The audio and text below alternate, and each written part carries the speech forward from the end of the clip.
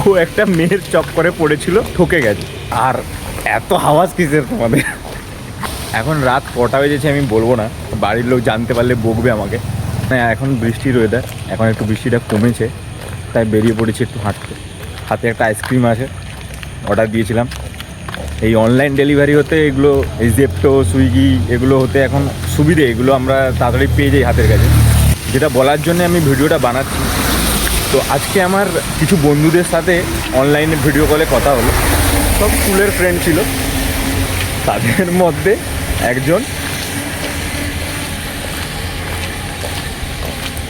বলল যে ও একটা মেয়ের চক্করে পড়েছিল, ঠকে গেছে।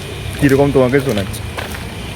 একটা মেয়ের সাথে কথাবার্তা হয়েছে, দেখা হয়েছে, দেখা হয়নি সরি, একটা মেয়ের সাথে কথাবার্তা হয়েছে, দেখা করার প্ল্যান হয়েছে একটা ক্যাফেতে সামথিং। যে মেয়েটা বলেছে আসবে, তো দিয়েও চলে গেছে মেয়েটার সাথে দেখা করবে বলে ওই পার্টিকুলার ক্যাফেতে। দিয়ে বসে আছে, অথচ মেয়েটা আসেনি। তো ওটা নিয়ে আমরা হাসি ঠাট্টা করছিলাম। তো আমার মনে হলো যে এটা তোমাদেরকে জানানো উচিত, যারা দেখছো আমাকে, বিশেষ করে ছেলেদেরকে বলি, এরকম অনেক ফ্রড এখন শুরু হয়েছে।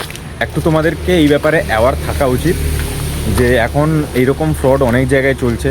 বিশেষ করে যেসব অনলাইন ডেটিং অ্যাপগুলো আছে সেগুলোতে এরকম প্রবলেম সাধারণত হয়েই থাকে। ডেট করার জন্য ডাকা হয়, দিয়ে আসে না মেয়েটা, বা ডেটে নিয়ে চলে যায় একটা পার্টিকুলার ক্যাফেতে কোনো মেয়ে, ছেলেটাকে ডেকে দিয়ে ওখানে বিল বাড়িয়ে ছাড়িয়ে মেয়েটা পালিয়ে যায় হুট করে। পুরো হচ্ছে এক্সপেন্সটা ছেলের ঘাড়ে পড়ে, 10,000 12,000 এরকম বিল হয়। একটু অ্যাওয়ার থাকা উচিত তোমাদেরকে। আর এত আওয়াজ কিসের তোমাদের? যাই হোক, তোমাদেরকে বলার চক্করে আমি আইসক্রিমটা খেতে পারছি না। তো আজকের জ্ঞান এটুকুই, আবার পরে দেখা হবে।